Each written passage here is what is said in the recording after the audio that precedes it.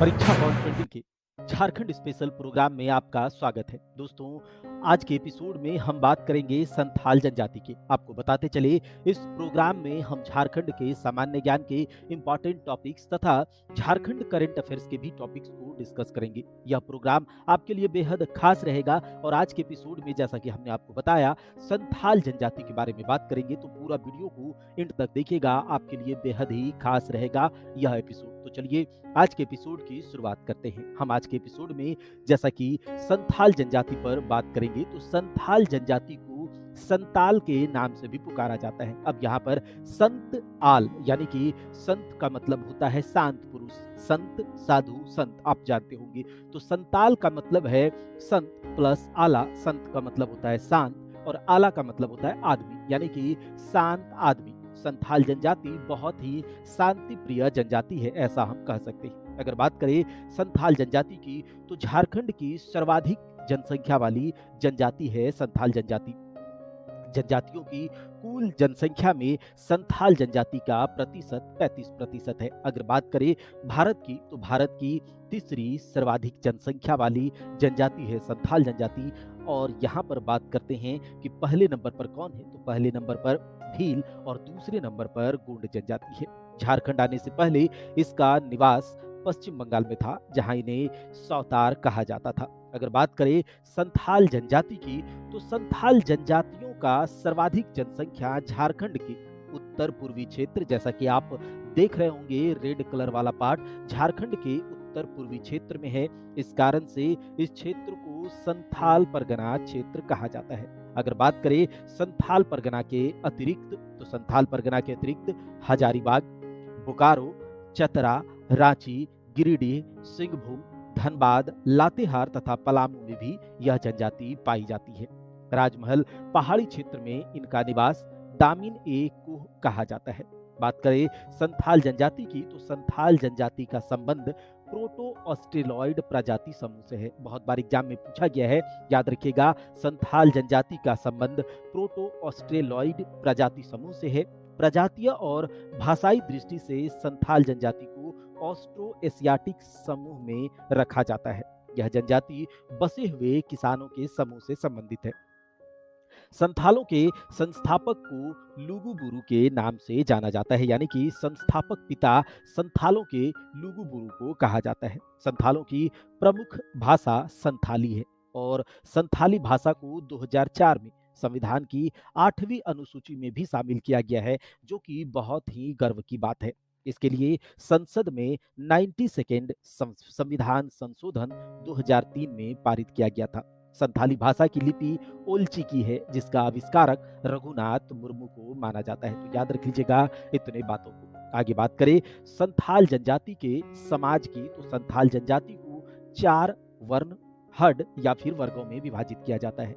याद रखिएगा, संथाल जनजाति को 4 हड, जिसे कि वर्ण या वर्ग कहा जाता है, इसमें विभाजित किया जाता है। ये 4 हड़ों के नाम है किस्कू हड, मुर्मू हड, सोरेन हड और मरूडी हड। याद रखिएगा, संथाल जनजाति को समाज को 4 वर्गों में बांटा जाता है, जिसे हड के नाम से जानते हैं। ये 4 हड है किस्कू हड, मुर्मू हड, सोरेन हड और मरूडी। किस्कू जो कि राजा है, मुर्मू यानी कि पुजारी, सोरेन यानी कि सिपाही और मरूडी कृषक समूह को कहा जाता है। संथाल जनजाति में 12 गोत्र, जिसे कि संथाली भाषा में किली के नाम से भी जाना जाता है, पाया जाता है। इन 12 गोत्रों के उपगोत्र की बात करें, जिसे कि संथाली भाषा में खूट के नाम से जानते हैं, इसकी संख्या 144 है। तो यहाँ तक हमने देखा, अब हम आगे देखते हैं।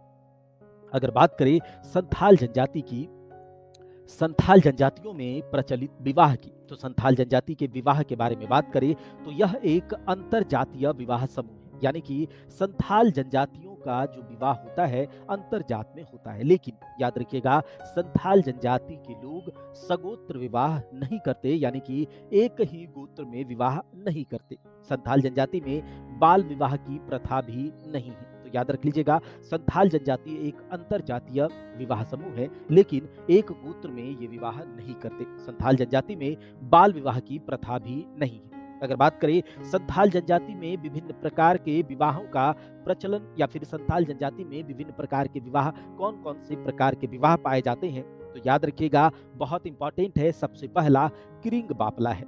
किरिंग बापला में हम अगर कहें कि इस प्रकार के विवाह में क्या होता है, तो याद रखिएगा किरिंग बापला इसके अंतर्गत माता और पिता के द्वारा किसी मध्यस्थ यानी कि जो मीडिएटर होता है उसके माध्यम से विवाह तय किया जाता है।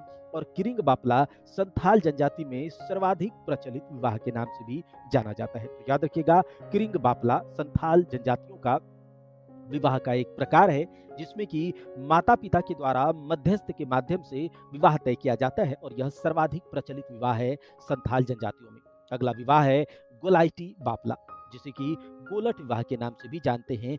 गोलाइटी विवाह यानी कि गोलट विवाह में ये दो घर होते हैं और दोनों घर में एक लड़का और एक लड़की है। तो एक घर का लड़का और दूसरे घर के लड़की से शादी करा दी जाती है और दूसरे घर के लड़के और पहले घर के लड़की से शादी कराया जाता है। तो इस प्रकार के विवाह को गोलाइटी विवाह या फिर गोलाइटी बापला कहा जाता है। अगला विवाह है टुनकी दिपिल बापला।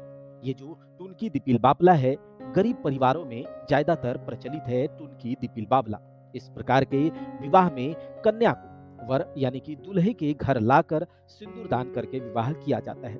अगला विवाह है धरदी जमाई बापला। इस विवाह में विवाह के बाद दामाद को घर जवाई बनकर रहना पड़ता है। फिर उसके बाद आता है अपगिर बापला। इस प्रकार के विवाह में लड़का और लड़की में प्रेम हो जाने के बाद पंचायत की सहमति से विवाह हो जाता है जिस अपगिर बापला में। अगला विवाह है इतुत बापला। इस विवाह में पसंद के लड़के से विवाह की अनुमति नहीं मिलने पर लड़के द्वारा किसी अवसर पर लड़की को सिंदूर लगाकर विवाह कर दिया जाता है और बाद में लड़की के घर वालों द्वारा स्वीकृति दे दी जाती है। यह जो विवाह है यह हमने कहा इतुत बापला। अगला विवाह है निर्बोलक बापला।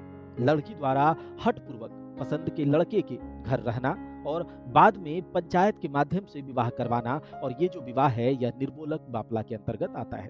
अगला विवाह है बहादुर बापला, जिसमें कि लड़का और लड़की जंगल में भागकर प्रेम विवाह करते हैं, जिसे कि बहादुर बापला के नाम से हम जानते हैं। उसके बाद जो विवाह का प्रकार है राजा राजी बापला। अब राजा राजी बापला में गांव में स्वीकृति से यानी कि गांव की स्वीकृति से लव मैरिज प्रेम विवाह को राजा राजी बापला कहा जाता है। अगला जो विवाह है वो सांगा बापला है। इस प्रकार के विवाह में विधवा, तलाकशुदा स्त्री, विधुर या फिर छोड़ दिए गए पुरुष से विवाह कराया जाता है, जो कि सांगा बापला के नाम से जाना जाता है। अगला है किरिंग जमाई बापला। इस विवाह में लड़की के द्वारा शादी से पहले गर्भ धारण कर लेने के बाद इच्छुक व्यक्ति से लड़की का विवाह करा दिया जाता है। इसे किरिंग जमाई बापला कहते हैं। और किरिंग जमाई बापला और किरिंग बापला में आप कंफ्यूज नहीं होना है। किरिंग जमाई बापला और किरिंग बापला अलग है। संथाल समाज या फिर संथाल जनजाति का सबसे सर्वाधिक प्रचलित विवाह जैसा कि हमने कहा किरिंग बापला है और इसमें माता पिता के द्वारा मध्यस्थ के माध्यम से विवाह किया जाता है। तो ये हमने संथाल जनजाति में प्रचलित विवाह को देखा है। अब अगले जो भी है उस पर हम देखते हैं कि संथाल जनजाति में अलग अलग प्रकार की व्यवस्था या फिर पूछा जाता है संथाल जनजाति से संबंधित शब्दों की कि युवा गृह को संथाल जनजाति में क्या कहा जाता है। बहुत बार एग्जाम में पूछा गया है, तो चलिए देखते हैं। संथाल जनजाति में युवा गृह को घोटुल के नाम से जानते हैं। बहुत बार पूछा गया है, याद रखिएगा। संथाल जनजाति में युवा गृह को घोटुल के नाम से, संथाल जनजाति में विवाह को बापला के नाम से जाना जाता है। और वहीं पर बात करें संथाल जनजाति में वधु मूल्य को पोन कहा जाता है। अब ये वधु मूल्य क्या होता है, तो संथाल जनजाति में विवाह के टाइम वर पक्ष के द्वारा वधु पक्ष को यानी कि दुल्हा पक्ष के द्वारा दुल्हन पक्ष को वधु मूल्य दिया जाता है और इसी वधु मूल्य को पोन कहते हैं। याद रखिएगा, संथाल जनजाति में विवाह के समय वर पक्ष के द्वारा वधु पक्ष को जो मूल्य दिया जाता है वधु मूल्य, उसे पोन कहते हैं। अगला है बिटलाहा। अब ये बिटलाहा क्या है, तो संथाल समाज में एक प्रकार की सजा है, सर्वाधिक कठोर सजा है बिटलाहा। और यह सजा तब दी जाती है जब कोई व्यक्ति यौन संबंधों का दोषी पाया जाता है, निषिद्ध यौन संबंधों का दोषी पाया जाता है। और बिटलाहा एक प्रकार का सामाजिक बहिष्कार भी है। अगले संथाल समाज में गांव को आंतों के नाम से जाना जाता है और वहीं पर संथाल समाज में ग्राम प्रधान को मांझी कहा जाता है। ग्राम प्रधान अर्थात मांझी के पास प्रशासनिक एवं न्यायिक अधिकार होते हैं। अगर बात करें कि ग्राम प्रधान जो कि मांझी कहते हैं और मांझी प्रशासनिक और न्यायिक अधिकारी होते हैं, तो संथाल गांव की पंचायत कहाँ बैठती है? तो याद रखिएगा, मांझी थान में बैठती है। कहाँ पर? मांझी थान में। तो ग्राम प्रधान को मांझी कहा जाता है और उप ग्राम प्रधान को संथाल जनजाति में उप ग्राम प्रधान को प्रमाणिक कहा जाता है। और संथाल जनजाति में मांझी के सहायक को जोग मांझी कहा जाता है। याद रखिएगा, संथाल जनजाति में मांझी के सहायक को जोग मांझी कहा जाता है और संथाल जनजाति में गांव का जो संदेश वाहक होता है उसे गुड़ाइत या फिर गुड़ाइत कहते हैं। दोस्तों, अभी हमने देखा था कि संथाल गांव की पंचायतें मांझी थान में बैठती है और मांझी थान में संथाल जनजाति में महिलाओं का जाना वर्जित होता है। अब हम आगे बात करते हैं। आगे देखेंगे कि आषाढ़ के महीने में संथाल जनजाति के त्योहारों की शुरुआत हो जाती है। याद रखिएगा, पूछा जाएगा कि संथाल जनजाति के त्योहारों की शुरुआत किस महीने में होती है? तो आषाढ़ महीने में। हिंदी मास का एक महीना होता है आषाढ़ और इसी महीने में संथालों के त्योहार की शुरुआत होती है और बहुत सारे एग्जाम्स में पूछे जाते हैं ये त्योहार। तो संथाल जनजातियों के जो प्रमुख त्योहार हैं उसके नाम है, पहला बा पर्व, जिसे कि सरहुल के नाम से जाना जाता है। अगला है कर्मा, एक पर्व है आषाढ़ के महीने में बीज बोते समय एक पर्व मनाया जाता है जिसे कि एरोक कहा जाता है। अगला सब पर्व है बंधना, एक पर्व है सावन महीने में धान की हरियाली आने पर अच्छी फसल के लिए मनाई जाने वाली पर्व को हरियाड़ पर्व के नाम से जाना जाता है। जापाड़, सोहराई, कार्तिक अमावस्या को पशुओं के सम्मान में मनाया जाने वाला पर्व सोहराई है। वहीं पर पूस के महीने में घर परिवार की कुशलता के लिए मनाया जाने वाला पर्व सकरात है। माघ के महीने में गांव के ओहदेदार को आगामी वर्षा के लिए ओहदे की स्वीकृति देने हेतु मनाया जाने वाला पर्व भागसीम है। वहीं पर फागुन के महीने में शुद्ध जल से खेली जाने वाली होली को बाहा पर्व के नाम से जाना जाता है और ये सारे पर्व संथाल जनजाति के प्रमुख त्योहार है। और हमने देखा कि आषाढ़ के महीने में संथाल जनजातियों के पर्व की शुरुआत होती है। अगर बात करें, संथाल जनजाति के लोग चित्रकारी के कार्य में अत्यंत निपुण होते हैं। बात करें, इस जनजाति में एक विशेष प्रकार की चित्रकला जिसे कि कॉम्ब कट चित्रकारी के नाम से जाना जाता है। इस चित्रकारी में विभिन्न प्रकार के बर्तनों का चित्र बनाया जाता है। और अगर और बात करें कि इस जनजाति में गुदना गुनवाने का प्रचलन भी पाया जाता है। इस जनजाति में माह को यानी कि महीने को बोंगा के नाम से जाना जाता है और माघ बोंगा नाम से माघ बोंगा माह से वर्ष की शुरुआत मानी जाती है। तो ये हमने संथाल जनजाति की बात करी।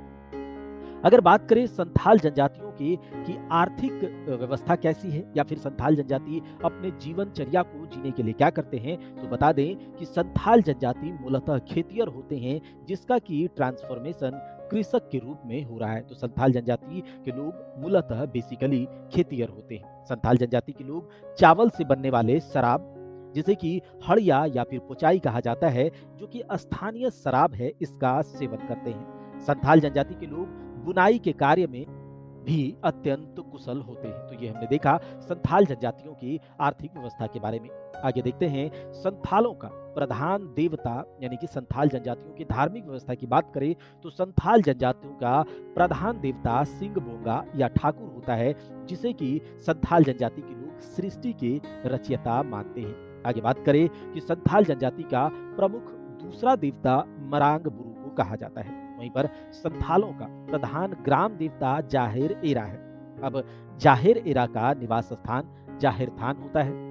सखवा या महुआ के पेड़ों के झुरमुट के बीच स्थित होता है जाहिर थान और यहीं पर ये निवास करते हैं। संथालों के गृह देवता को उड़ाक बोंगा कहा जाता है। वहीं पर नायके की बात करें तो संथाल गांव के ग्रामीण प्रधान को धार्मिक प्रधान को नायके कहा जाता है। संथालों में शव को जलाने तथा दफनाने दोनों प्रकार की प्रथा प्रचलित है। तो ये हमने संथाल जनजाति से संबंधित सारे तथ्य पर बात कर लिया। आप ये वीडियो को ध्यान से देखिएगा, एक बार अच्छे से सुन लीजिएगा, आपको पूरा का पूरा कॉन्सेप्ट समझ में आ जाएगा और याद हो जाएगा। अगर आपको वीडियो पसंद आया है तो वीडियो को लाइक जरूर कीजिएगा, दोस्तों में इसे शेयर भी कीजिएगा और चैनल पर नए हैं तो चैनल को सब्सक्राइब करके बेल आइकन भी जरूर दबाइएगा। मिलते हैं अगले किसी खास पेशकश में, तब तक के लिए जय हिंद जय भारत।